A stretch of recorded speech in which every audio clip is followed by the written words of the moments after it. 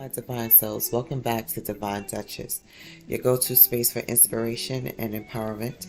Today my question is, do you like yourself and do you have the courage to do so? Join me on this journey of self-discovery and exploration and the power of embracing who we truly are. Whether you're on the path of self-love or just beginning the journey, this video is a reminder that you're worthy of love, especially from yourself. So grab your favorite cozy hoodie and a cup of tea, and let's embark on this empowerment journey together. Don't forget to hit the like and subscribe and notification bell, because here at Divine Duchess, we're all about nurturing the love within. So let's get started. I want to talk about being liked for the sake of yourself. Everyone has a desire to be liked by friends, family, and coworkers. But if you find yourself in a situation where you're not liked, my question is, who gives a fuck about who doesn't like you? The question is, do you like you? And do you have the courage and the strength to like yourself? I learned the courage to love and like myself pretty early in life. It wasn't easy, because it left me feeling out in the cold amongst family and friends.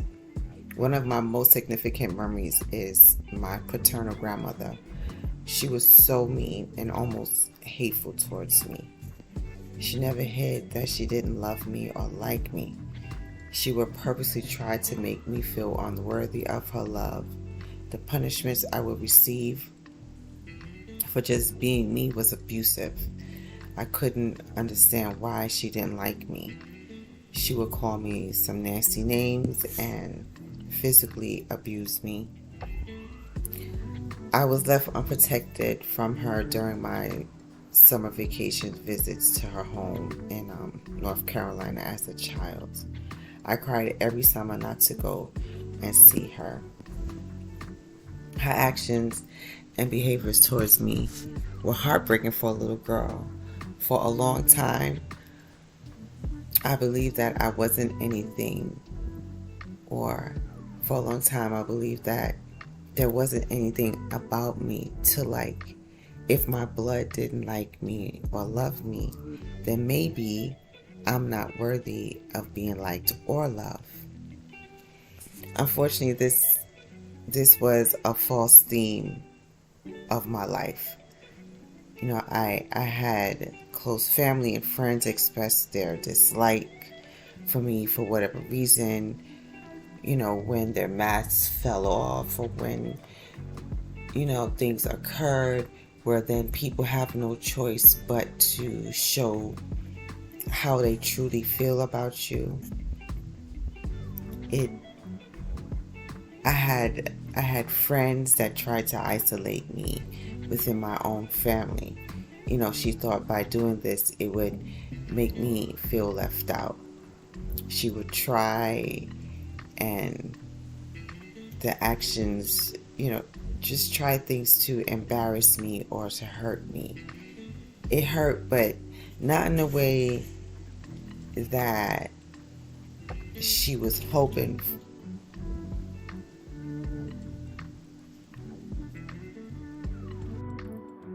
Not for the way she was hoping for.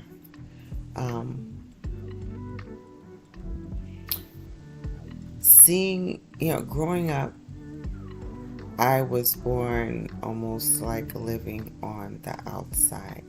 I was always the constant observer of things going on. For one, growing up, I was the youngest amongst everyone in my household, so it was easy to be seen or not heard, or not even heard or seen. But it got to a point where those types of actions of isolation and dislike, it just rolled off my back like a duck in water. Because I had to turn that pain into power to succeed over obstacles in life. It did. Don't get me wrong. Being liked is great for the right reasons. It's not enough for me personally just to be liked. I want to be liked and appreciated for who I am as a person and as a friend. And if I don't meet that criteria for you, then we can go our own ways. I understand that as long as I understood that as long as I liked me and loved me, everyone else would love me and like me. So I walked around this world like I was my own best friend. Me, myself, and I. Shout out to the beloved Beyonce on that one. Listen, you can't be liked by everyone you come in contact with through this journey. We learn from every experience how to move forward with what we have learned. I would feel so devastated and depressed that I wasn't being accepted by my friends and my family. My self-esteem and my self-worth was being chipped away over the years. So I had to rebuild my self-esteem, and I had to build up the courage to like myself. I became the popular loner, and standing on my own was what it was. It was God and me. So I knew I was good. And people who don't like you for whatever reason that they want to find, because people just don't like you because they just don't like you, and half of them don't even know why they don't like you. And the ones that know why they don't like you, they can't even admit to themselves, because it don't even make sense on why you don't like somebody else for whatever sick reason. Especially if it's not for something that somebody really went out their way to do something to you, disrespect you, things that will activate a reason for a dislike. But to just dislike someone for who they are and what they are it's not fair. So I had to realize that they don't like me because they don't like themselves. So I had to come to the understanding that I had to change the way I perceived my life and the vision of who I wanted to show up in the world and who I want to be.